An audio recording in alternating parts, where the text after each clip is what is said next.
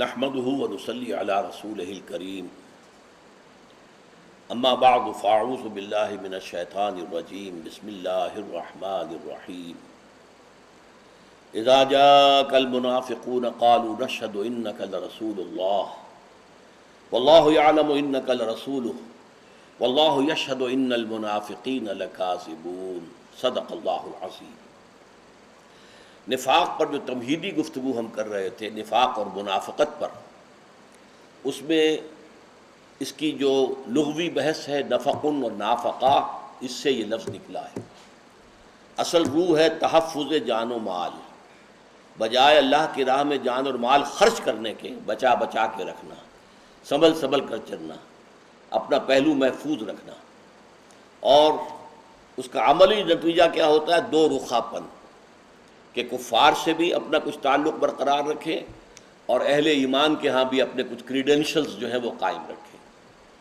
پھر یہ کہ منافقت سے اپنے آپ کو محفوظ سمجھتا ہے صرف منافق، اور نفاق کا خطرہ اپنے بارے میں محسوس کرتا ہے صرف مومن، جس کی دو مثالیں حضرت عمر فاروق رضی اللہ تعالی عنہ سے، بلکہ یہ حدیث جو ہے حضرت عمر والی، حضرت ام سلمہ رضی اللہ تعالی عنہ جو حضور کی زوجہ محترمہ تھی، ان سے بھی مروی ہے کہ ان کو بھی حضور نے وہ راز بتا دیا تھا، تو حضرت عمر نے ان سے بھی پوچھا تھا کہ میں آپ کو اللہ کی قسم دے کر پوچھتا ہوں کہیں میرا نام تو ان میں نہیں تھا؟ تو انہوں نے فرمایا وہی الفاظ کہے کہ نہیں، خدا کی قسم نہیں، لیکن میں آئندہ کسی اور کو نہیں بتاؤں گی کوئی معاملہ۔ اسی طریقے سے حضرت حنظلہ کا واقعہ آ چکا ہے۔ اب اصل میں ہمیں سمجھنا ہے نفاق کی قسمیں کون کون سی ہیں۔ عام طور پر نفاق کی دو قسمیں علماء بیان کرتے ہیں، ایک نفاق عقیدے کا، ایک نفاق عمل کا۔ عقیدے میں نفاق، عمل میں نفاق۔ اچھا، اس میں یہ ہے کہ عقیدے میں نفاق کا ہونا بات واضح نہیں ہوتی کہ کیا مطلب ہے اس کا۔ عقیدہ ویسے قرآن کا لفظ ہے ہی نہیں، نہ قرآن میں ہے نہ حدیث میں ہے۔ البتہ عملی جو نفاق ہے اس کے لیے احادیث موجود ہیں، چنانچہ دو روایتیں جو ہیں اور دونوں مرفوع حدیثیں ہیں، دونوں متفق علیہ ہیں۔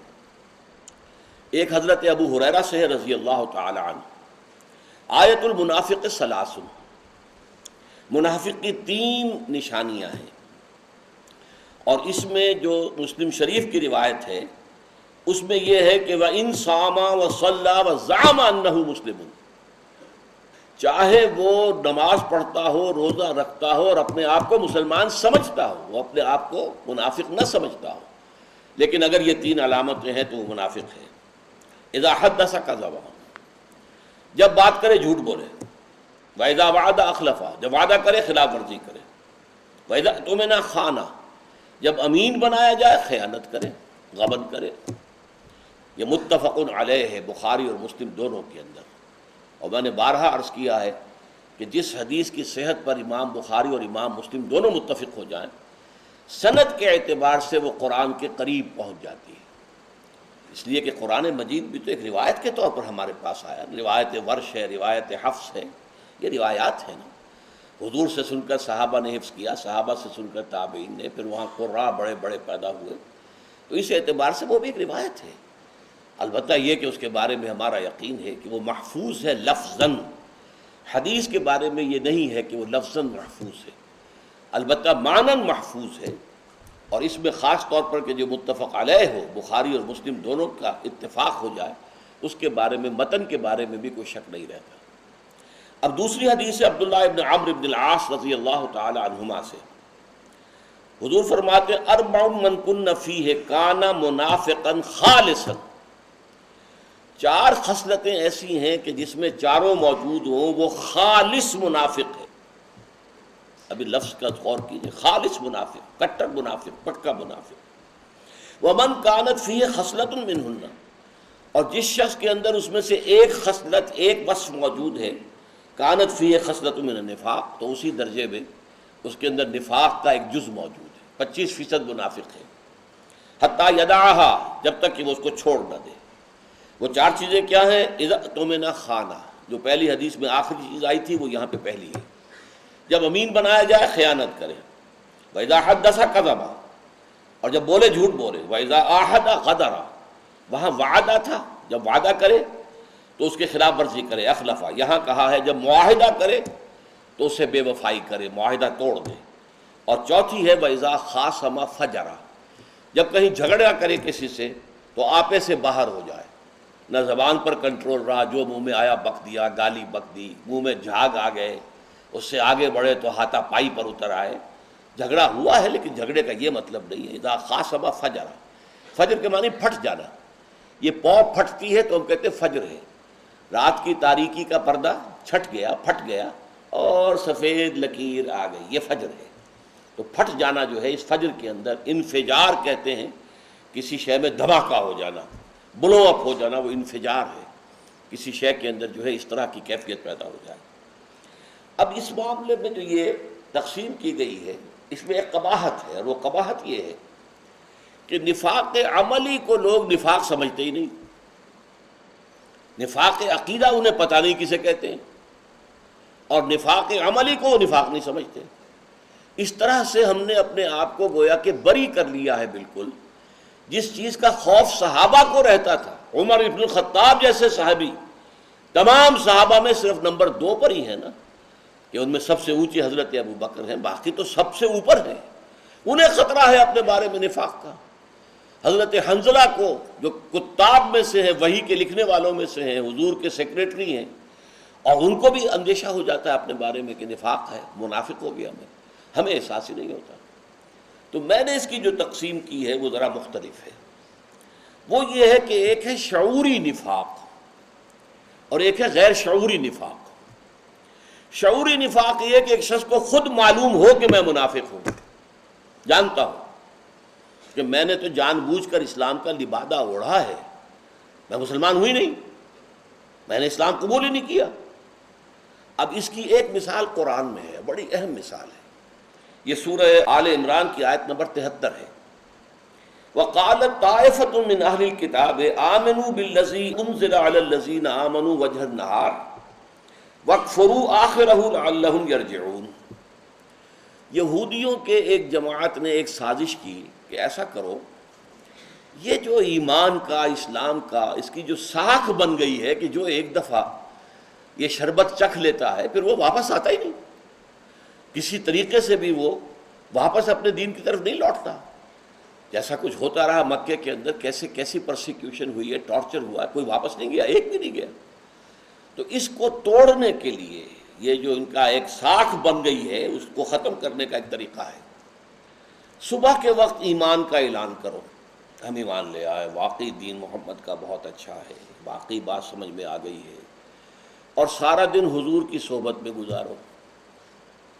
شام کو پھر کافر ہو جاؤ، دیکھ لیا جی، جا کے قریب جا کے دیکھ لیا، کچھ نہیں ہے، دور کے ڈھول سہانے ہیں، کچھ بھی نہیں ہے. اس سے کیا ہوگا؟ کچھ نہ کچھ کمزور ایمان والے لوگوں پر اثر پڑے گا. یہ یہودی علماء تھے، آئے تھے، بڑے ذوق و شوق سے آئے تھے، بڑی تعریفیں کرتے ہوئے آئے تھے، اور بڑے مخلص معلوم ہوتے تھے، یہ سارا دن رہے ہیں، بھائی کچھ تو دیکھا ہوگا نا. یہ شیطان کا وسوسہ اس کے اندر پیدا کرنے کا انہیں موقع ملتا ہے. کوئی برائی تو دیکھی ہوگی نا، کوئی شے تو ان کے علم میں آئی ہے جس کی وجہ سے یہ چھوڑ کر چلے گئے. تو اس کے نتیجے میں وہ ہوا خیزی، ہوا کا اکھڑ جانا جو ہے یہ ان کے پیش نظر تھا. اب ظاہر بات ہے کہ یہ شخص جو ہے، یہ لوگ جو ہیں، یہ فرض کیجئے 8 گھنٹے مسلمان رہے، لیکن اسلام تو 1 منٹ کے لیے نہیں انہوں نے اختیار کیا. وہ داخل بھی ہوئے ہیں، ہم دخلوا بالکفر، وہ داخل بھی ہوئے ہیں تو کفر کے ساتھ، نکلے بھی ہیں تو کفر کے ساتھ، رہے بھی ہیں تو کفر کے ساتھ، اور انہیں معلوم ہے کہ ہم کافر ہیں. ہم نے تو ایمان جو ہے قبول کیا ہی نہیں ہے، تو دھوکے کے لیے ہم نے صرف جو ہے اوپر ایک لباس ہم نے اوڑھ لیا ہے لوگوں کو دھوکہ دینے کے لیے. یہیں سے میں سوچتا ہوں کہ ایک اہم نقطہ آپ کی سمجھ میں آ جائے گا. اسلامی ریاست میں مرتد کی سزا قتل کیوں ہے؟ اسی لیے ہے کہ اس سازش کا سد باب کر دیا جائے. جو اسلام میں آتا ہے سوچ سمجھ کر آئے، یہاں سے باہر نکلنے کا پھر راستہ نہیں ہے، گردن اڑا دی جائے گی، یا پھر ملک چھوڑ کے بھاگ جانا، یہ دوسری بات ہے. لیکن یہ کہ قتل مرتد کی سزا کی حکمت یہ ہے، کیونکہ اسلامی ریاست کی بنیاد ہے ایمان پر، اسلام پر. وہ ٹیریٹوریل اسٹیٹ نہیں ہے، نیشنل اسٹیٹ نہیں ہے کہ ایک حدود کے اندر، جغرافیائی حد کے اندر رہنے والے سب لوگ اس کے شہری ہیں، وہ ہندو ہوں، مسلمان ہوں، وہ سکھ ہوں، عیسائی ہوں، پارسی ہوں، کچھ بھی ہوں، یہودی ہوں. نہیں، یہ اسلامی ریاست اسلام پر قائم ہے.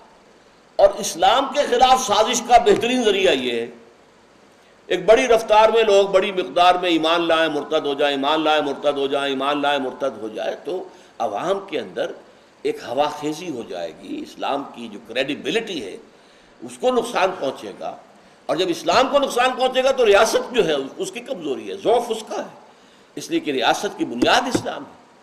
اس لیے اسلام میں مرتد کی سزا قتل ہے. یہ یہاں سے ایک ثانوی نقطے کے طور پر بات سمجھ لیجیے. اچھا، اب اسی کی میں آپ کو ایک مثال دیتا ہوں. عہد حاضر میں آپ نے اخبار میں یہ خبریں پڑھی ہوں گی کہ کوئی ہندو جاسوس بن کر پاکستان میں آیا، ظاہر بات ہے ختنہ کرا کے آیا، نماز یاد کر کے آیا، مسلمانوں کا سہولیہ بنا کے آیا، اور ایسا بھی ہوا ہے کہ سرحدی گاؤں میں وہ امام مسجد رہا، کئی سال تک امام مسجد رہا. بعد میں معلوم ہوا بدبخت وہ تو جاسوس تھا، اس نے یہ سارا لبادہ اوڑھا ہوا تھا. اب ظاہر بات ہے جتنے سال بھی وہ رہا لوگوں نے تو اسے مسلمان سمجھا، اس کے پیچھے نمازیں پڑھی ہیں، تیار ہو کے آیا نا اس کام کے لیے. اور وہ جو ہے وہ پہلے اول روز سے کافر ہے، کافر ہی رہا ہے، کافر ہی گیا ہے، پکڑا گیا ہے یا سزا ہوئی ہے یا واپس چلا گیا ہے، بھاگ گیا ہے، تو کفر ہی کے ساتھ داخل ہوا تھا، کفر ہی کے ساتھ نکل گیا. یہ جانتا ہے کہ میں مسلمان نہیں ہوں، میں نے تو یہ بہروپ رچایا ہوا ہے. یہ ہے شعوری نفاق کہ ایک انسان ظاہر کر رہا ہے اپنے آپ کو مسلمان اور مومن، حقیقت میں وہ خود بھی جانتا ہے کہ نہ وہ مسلمان ہے نہ مومن ہے، بلکہ وہ تو یہ ڈرامہ رچائے ہوئے. یہ ہے شعوری نفاق. اچھا، یہ حضور کے دور میں بہت کم تھا. یہ جیسا کہ میں نے بتایا خاص سازش کے طور پر تو تھا، لیکن حضور کے دور میں جو عام نفاق ہے وہ غیر شعوری نفاق ہے. وہ غیر شعوری نفاق کی تھوڑی سی وضاحت میں نے پچھلی نشست میں کی تھی کہ کسی بھی انقلابی دعوت اور تحریک کے ساتھ جو لوگ آتے ہیں وہ ظاہر بات ہے کہ دو ایکسٹریمز پر تو ہوتے ہی ہیں، کچھ بین بین بھی ہوتے ہیں. ایک تو وہ ہوتے ہیں عزیمت والے، ہمت والے، جن کا ظاہر و باطن ایک ہے، جو جس چیز کو قبول کرتے ہیں تن من دھن قربان کرنے کے لیے تیار رہتے ہیں. Total identification. اب ہرچہ باد آباد ماں کشتی درآب انداختے، تو ان کے لیے تو جب مشکلات آتی ہیں تو ان کے ایمان میں اور اضافہ ہوتا ہے، زادتہم ایمانا، اور ان کے اندر جو ہے اور استقامت پیدا ہوتی ہے، ان کا اللہ کے ساتھ لگاؤ اور بڑھ جاتا ہے، محبت اور بڑھ جاتی ہے. لیکن دوسری قسم کے لوگ دوسری انتہا پر وہ ہیں کمزور لوگ، ضعیف الارادہ، جن کے اندر استقامت نہیں ہے. ایمان اچھا لگا، جیسے میں نے کہا مارکسزم اچھا لگا فلسفہ، کمیونسٹ ہو گئے، قربانی کا وقت آیا تو پیچھے ہٹے.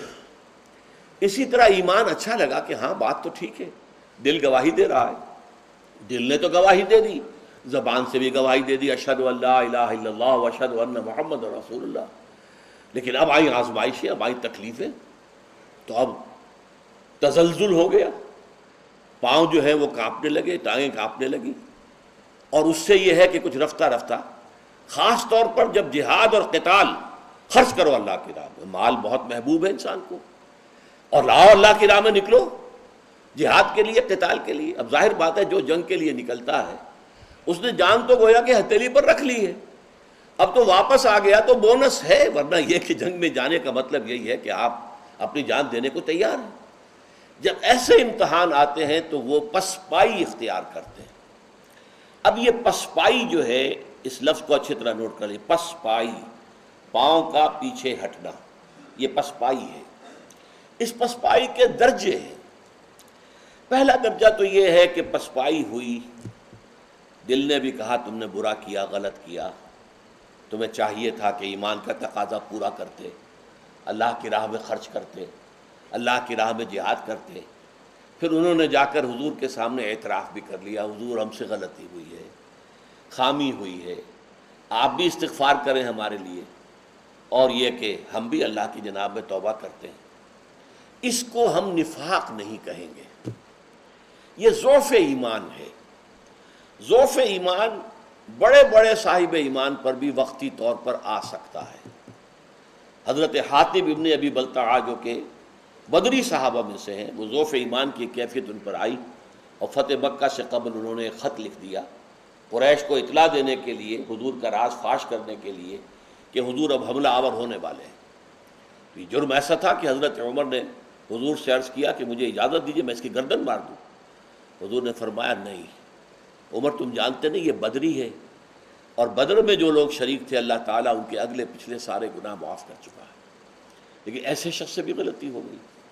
حضرت کعب ابن مالک غزوہ تبوک میں جانے سے رہ گئے، دو اور ساتھی رہ گئے، تھے مسلمان پکے مومن، اعتراف کر لیا اپنی غلطی کا۔ تو جب تک کہ اپنی کمزوری اور کوتاہی کا اعتراف ہو اسے ہم ضعف ایمان تو کہیں گے، منافقت یا نفاق نہیں کہیں گے۔ البتہ جب اگلی منزل آتی ہے تو جھوٹا بہانہ، حضور یہ مجھے تو یہ تکلیف تھی، یہ تھا، یہ مسئلہ تھا، بیوی کی زچگی ہونے والی تھی، کوئی دیکھ بھال کرنے والا نہیں تھا، فلاں تھا فلاں تھا فلاں تھا، بیمار تھا، جھوٹا بہانہ۔ جب جھوٹ شامل ہو جائے گا تو یہ نفاق کی پہلی منزل آ گئی۔ یہاں میں آپ کو جیسے ٹی بی کے بارے میں آپ نے سنا ہوگا کہ 3 سٹیجز ہوتی تھی اس کی۔ فرسٹ سٹیج قابل علاج ہے آسانی سے، سیکنڈ سٹیج اس کا بھی علاج ممکن ہے، تھرڈ سٹیج پہ پہنچا اور گیا، پھر امید نہیں ہوتی تھی کہ اب یہ بچے گا۔ آج کل اگرچہ تھرڈ سٹیج کے مریضوں کے لیے بھی علاج ہے، لیکن ایک زمانہ تھا کہ جب کہ تھرڈ سٹیج کو جب ٹی بی کا مریض پہنچ گیا تو گویا کہ اس کی موت جو ہے وہ طے ہو چکی ہوتی ہے۔ تو یہ 3 سٹیجز نفاق کی بھی ہیں۔ پہلی سٹیج پر صرف جھوٹ ہے، جھوٹ بولا اور حضور سے بچا لیا اپنے آپ کو، حضور کی گرفت سے یا جواب دہی سے بچ گئے، جھوٹے بہانے بنائے۔ اب کچھ وقت گزرا ایسا، کئی مرتبہ جھوٹے بہانے بنائے تو دیکھا کہ لوگ اب کچھ مسکراتے ہیں کہ ان کی تو عادت ہے بہانے بنانا، لہذا اب انہوں نے مزید تاکید کے لیے قسمیں کھان، اللہ کی قسم ہے، خدا گواہ ہے، فلاں ہے، میں جو کچھ کہہ رہا ہوں سچ کہہ رہا ہوں، میری مجبوری ہے، میرے لیے یہ رکاوٹ ہے، میرے لیے یہ ممانعت ہے۔ جب جھوٹی قسمیں آ گئیں تو اب یہ سیکنڈ سٹیج میں ٹی بی کا مرض داخل ہو گیا۔ یہ ٹی بی کا یعنی نفاق کی ٹی بی اب سیکنڈ سٹیج پر آ گئی۔ تھرڈ سٹیج وہ ہوتی ہے جس پر آ کر اس منافق کے دل میں دشمنی پیدا ہو جاتی ہے مومنین صادقین سے، اور خصوصاً جو مومنین کا رہنما ہوتا جو اس وقت حضور تھے ان سے دشمنی پیدا ہو جاتی۔ انہوں نے ہمارے لیے مصیبت کھڑی کی ہوئی ہے۔ یہ بے وقوف لوگ ہیں مسلمان جو ہیں اہل ایمان، آگے دیکھتے نہ پیچھے دیکھتے، نہ دائیں نہ بائیں، نہ اپنا کوئی مفاد نہ کوئی حفاظت، پکار آئی اور چل دیے۔ بھائی اپنے مفادات کو بھی دیکھو، دائیں بائیں دیکھو، اپنے بچوں کے مستقبل کی بھی فکر کرو، اپنی بچیوں کے ہاتھ بھی پیلے کرنے ہیں۔ یہ کیا ہے کہ ہر دم جو ہے فینیٹکس کی طریقے سے، بالکل جو ہے دیوانوں کی طریقے سے، اور تم جو ہے اس لگے رہتے ہو ہر وقت، تو ایک دشمنی سی پیدا ہوتی ہے۔ اگر یہ بھی بیٹھے رہتے نہ چلتے تو ہم نمایاں نہ ہوتے کہ ہم بیٹھے رہے وہ چل پڑے، اگر یہ سبھی بیٹھے رہتے تو ہم بھی ٹھیک شامل رہتے۔ یہ جو چل پڑتے ہیں فوراً کہ واپس نہیں پھیرا کوئی فرمان جنوں کا، تنہا نہیں لوٹی کبھی آواز جرس کی، عافیت جاں خیریت جاں سب بھول گئی مصلحت اہل ہوس کی۔ آدمی فوراً جو ہے واپس نہیں پھیرا کوئی فرمان جنوں کا، جہاں پکار آئی چل حاضر ہو گئے، لبیک لبیک۔ اور دوسرے یہ کہ یہ جو شخص ہے نا محمد صلی اللہ علیہ وسلم، اس نے مصیبت ڈال دی ہے ہمیں۔ یہ نہ آئے ہوتے تو یہ مسئلہ نہ ہوتا، یہ اسلام اور کفر کی جنگ نہ ہوتی، یہ مصیبت نہ ہوتی۔ اس سے یہ ہے کہ ان کے اندر ایک دشمنی پیدا ہوتی تھی حضور کے بارے میں، کہ انہوں نے ہمیں اتنے بڑے امتحان کے اندر ڈال دیا۔ یہ ہے تھرڈ سٹیج جس پر جا کر اب یہ مرض لا علاج ہو جاتا ہے۔ یہ تھرڈ سٹیج ہے۔ جب تک پہلے 2 سٹیجز میں نفاق رہتا ہے تو اس قرآن مجید کی صورتوں میں، سورہ آل عمران میں بھی ذکر ہے، سورہ نساء میں بھی ذکر ہے، توبہ کر لو، باز آ جاؤ، لوٹ آؤ، اصلاح کر لو۔ لیکن تھرڈ سٹیج پر پہنچے ہوئے لوگوں کا ذکر ہے کہ جو سورہ توبہ کے اندر ہے، اور سورہ منافقون میں ان تینوں سٹیجز کا ذکر ہے جب ہم پڑھیں گے انشاءاللہ تعالی، کہ یہاں کے لوگوں کے لیے پھر اب پوائنٹ آف نو ریٹرن جسے کہتے ہیں انگریزی میں، کہ ایک کیفیت میں آپ اتنے بڑھتے چلے گئے، اتنے بڑھتے چلے گئے، اتنے بڑھتے چلے گئے کہ اب آپ لوٹ ہی نہیں سکتے، پوائنٹ آف نو ریٹرن، اب وہاں سے واپسی ممکن ہی نہیں۔ اب اس کی ہلاکت تو وہی ہے کہ ان المنافقین فی الدرک الاسفل من النار، اب یہ تو آگ کے سب سے نچلے طبقے کا ایندھن بن کر رہیں گے، اب ان کا تو اس کے علاوہ کوئی علاج ہے ہی نہیں، اس کے علاوہ کوئی ان کا بدلہ ہے ہی نہیں۔ اور یہ کہ حضور سورہ منافقون میں بھی آیا ہے کہ اگر آپ ان کے لیے استغفار کریں گے تو اللہ انہیں معاف نہیں کرے گا، لیکن سب سے شدید آیت وہ ہے جو میں نے آپ کو شروع میں سنائی تھی، استغفر لہم او لا تستغفر لہم ان تستغفر لہم 70 مرۃ فلن یغفر اللہ لہم، کہ اے نبی آپ ان کے لیے استغفار کریں یا نہ کریں برابر ہے، لیکن آپ 70 مرتبہ بھی استغفار کریں گے تو اللہ تعالیٰ ان کو معاف نہیں فرمائے گا۔ حضور صلی اللہ علیہ وسلم سے ان کو جو دشمنی ہو گئی تھی اس کی چند علامات میں آپ کو بیان کر رہا ہوں۔ سورہ آل عمران کی آیت نمبر 161 میں ہے کہ انہوں نے حضور پر خیانت کا الزام لگایا کہ حضور نے مال غنیمت میں سے ایک قیمتی چادر جو ہے وہ چرا لی۔ اس حد تک یہ لوگ جری تھے، اس حد تک حضور کے خلاف جو ہے بات کرنے کے لیے تیار رہتے تھے، جس کا جواب قرآن میں دیا گیا وَمَا كَانَ لِنَبِيٍّ أَن يَغُلَّ وَمَن يَغْلُلْ يَأْتِ بِمَا غَلَّ يَوْمَ الْقِيَامَةِ، کسی نبی کے شایان شان نہیں ہے کہ وہ خیانت کرے یا کوئی چیز چھپا لے، تو جو کوئی بھی چھپائے گا وہ قیامت کے دن لے کر حاضر ہو جائے گا۔ اسی طرح سورہ توبہ کی آیت نمبر 61 ہے وَمِنْهُمُ الَّذِينَ يُؤْذُونَ النَّبِيَّ وَيَقُولُونَ هُوَ أُذُنٌ، ان میں سے وہ لوگ بھی ہیں جو نبی کو ایذا پہنچاتے ہیں، تکلیف پہنچاتے ہیں، اسی کا ذکر سورہ احزاب میں بھی ہے، اور کہتے ہیں وہ تو نرے کان ہیں، کان جو ڈال دو ان کے کان میں مان لیتے ہیں، میں جھوٹا بہانہ بنا کے آیا مان لیا، انہیں پتہ ہی نہیں چلا کہ میں جھوٹ بول رہا ہوں۔ یہ تو عام انسان ہے، بس کان ہی کان ہے، سننا جانتے، دماغ جو ہے ان کا جس اپر سٹوری از ویکنٹ، دماغ نہیں ہے کہ سمجھ سکیں کہ یہ جھوٹ ہے یا سچ ہے۔ حالانکہ حضور جانتے تھے کہ وہ جھوٹ بول رہے ہیں، لیکن حضور کی شرافت اور مروت اس کی بنا پر آپ ان کے عذر کو تسلیم کر لیتے تھے، جب تک کہ آخری وقت نہیں آیا جب کہ قرآن میں حکم ہو گیا۔ یہ سورہ تحریم میں آیت آئی ہے اور سورہ توبہ میں آئی ہے، یا ایھا النبی جاہد الکفار والمنافقین واغلظ علیہم، اے نبی آپ جہاد کیجئے کفار سے بھی اور منافقین سے بھی، اور ان پر سختی کیجئے، واغلظ علیہم، سختی کیجئے، نرمی نہ کیجئے۔ اس سے پہلے حضور نرمی فرماتے تھے اپنی مروت، اپنی شرافت میں، جو جس نے آ کر کہا اچھا بھائی ٹھیک ہے، یہ میری والدہ بھی، اچھا ٹھیک ہے جاؤ، میرا فلاں معاملہ ہے، میری یہ عذر ہے، جاؤ ٹھیک ہے۔ آپ کا یہ تھا، آپ کی طبیعت کے اندر نرمی، مودت، رافت، شفقت یہ تھی۔ جھوٹے کو جھوٹا کہنا بھی حضور کو گوارا نہیں تھا، جیسے کہ حضرت مسیح کے بارے میں آتا ہے کہ آپ نے ایک شخص کو دیکھا اپنی آنکھ سے کہ وہ چوری کر رہا ہے، جا کر اس سے کہا تم چوری کر رہے ہو؟ نہیں، میں نے چوری کہاں کی ہے؟ اچھا بھائی میری آنکھ نے دھوکہ کھایا ہوگا، میری آنکھ نے غلط دیکھا ہوگا۔ یہ ایک انداز ہوتا ہے اس شخص کا کہ جس کا تعلق اللہ کے ساتھ ہوتا ہے، سینہ اس کا بہت کشادہ ہوتا ہے۔ تو اسی طریقے سے سورہ احزاب میں فرمایا ان الذین یؤذون اللہ ورسولہ لعنہم اللہ فی الدنیا والآخرہ، اور یہ کہ جو لوگ اللہ اور اس کے رسول کو ایذا پہنچاتے ہیں، رسول کو ایذا اللہ کو ایذا ہے، اللہ تعالیٰ نے ان کے لیے دنیا اور آخرت میں لعنت لکھ دی ہے۔ پھر آپ کو معلوم ہے حضرت عائشہ رضی اللہ تعالی عنہا پر تہمت لگانے والا جو منافقوں کا سردار تھا عبداللہ ابن ابی، لیکن حضور کی شفقت دیکھیے، کیونکہ اس عبداللہ ابن ابی کا بیٹا عبداللہ ابن عبداللہ مومن صادق تھا، نیک تھا، تو اس نے آ کر جب اپنے باپ کے انتقال پر کہا حضور میرے باپ کا انتقال ہو گیا، آپ اپنا کرتا دے دیجئے کہ میں اس میں کفن دوں۔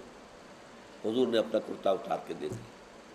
حضرت عمر نے عرض کیا یا رسول اللہ یہ آپ کیا کر رہے ہیں، وہ منافق ہے، بدماش، اسے آپ اپنا کرتا دے رہے ہیں۔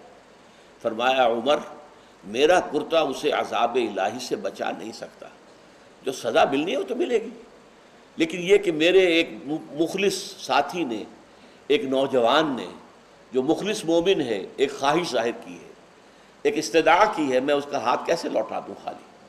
تو آپ نے وہ جو ہے کرتا اپنا دے دیا۔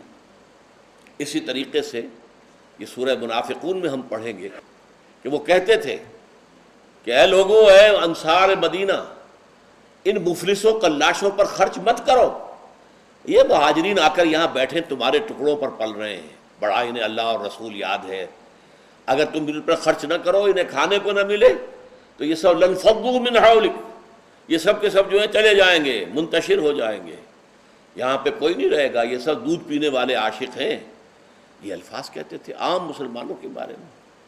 اور یہ بھی الفاظ اسی میں آ جائیں گے اسی سورہ مبارکہ میں کہ اگر ہم مدینے اب پہنچ گئے، غزوہ بنی عبد المستلق سے واپس آ رہے تھے، تو وہاں وہ واقعہ ہوا تھا جو تفصیل سے آئے گا جب ہم سورت کا مطالعہ کریں گے.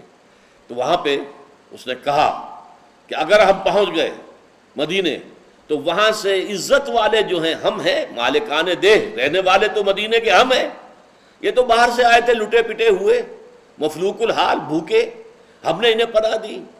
لَيُخْرِجَنَّ الْأَعَزُّ مِنْهَا الْأَذَلَّ، تو جو عزت والے ہیں، مالکان دہ ہیں، اصل میں وہاں کے رہنے والے ہیں، وہ ان ذلیلوں کو، ان کمزوروں کو، ان ضعیفوں کو، ان بھوکوں کو، ان قلاشوں کو وہاں سے نکال باہر کریں. یہ ہے تیسری سٹیج منافقت کے مرض کی، جس کے بعد جیسا کہ میں نے عرض کیا وہ پوائنٹ آف نو ریٹرن آ جاتا ہے، جس کے بعد کوئی ان کا واپسی کا امکان نہیں. پھر وہ رسول کی شفاعت سے محروم، اللہ کی مغفرت سے محروم، اور جہنم کے سب سے نچلے طبقے کا ایندھن بنے گی. اب ایک آخری بات نوٹ کر لیجئے کہ نفاق اور منافقت اور نفاق کی علامات اور نفاق کی سختیاں، اس کا ذکر بہت تفصیل سے جو ہوا ہے طویل صورتوں میں، وہ سورہ نساء ہے اور سورہ توبہ ہے. لیکن جیسا کہ میں نے بتایا تھا حصہ دوم کا مطالعہ کرتے ہوئے کہ ایمان کے مباحث تفصیلاً آپ کو ملتے ہیں مکی صورتوں میں، لیکن ان مدنی صورتوں میں یہ 10 صورتوں کا جو گلدستہ ہے، 2 رکوع کی 18 آیات کے اندر ایمان کے بارے میں سارے اہم موضوع جمع کر دیے گئے، گویا خلاصہ نکال دیا گیا لمبی طویل مکی صورتوں. اسی طرح سورہ نساء، سورہ مائدہ، سورہ احزاب، ان سب کے اندر سورہ محمد صلی اللہ علیہ وسلم، اس میں جو منافقین کے بارے میں بحثیں آئی ہیں، ان سب کا خلاصہ 11 آیات جو ہیں، جیسے 11 آیات سورہ جمعہ کی تھیں، 11 آیات جو ہیں اس سورہ منافقون کی کامل ہیں. ابھی تو بلکہ میں نے ایک حصے کے بارے میں اشارہ کیا بھی نہیں کہ پہلے رکوع میں 8 میں یہ مرض کیا ہے، اس کی علامات کیا ہے، اس کا پروگنوسس کیا ہے، اس کا انجام کیا ہے، یہ ساری باتیں 8 آیت. پھر اس کا علاج کیا ہے، یہ دوسرے رکوع کی 3 آیات میں ہیں جو انشاءاللہ اگلی نشست میں پڑھیں گے. بارک اللہ لی ولکم فی القرآن العظیم ونفعنی وإیاکم بالآیات والذکر الحکیم.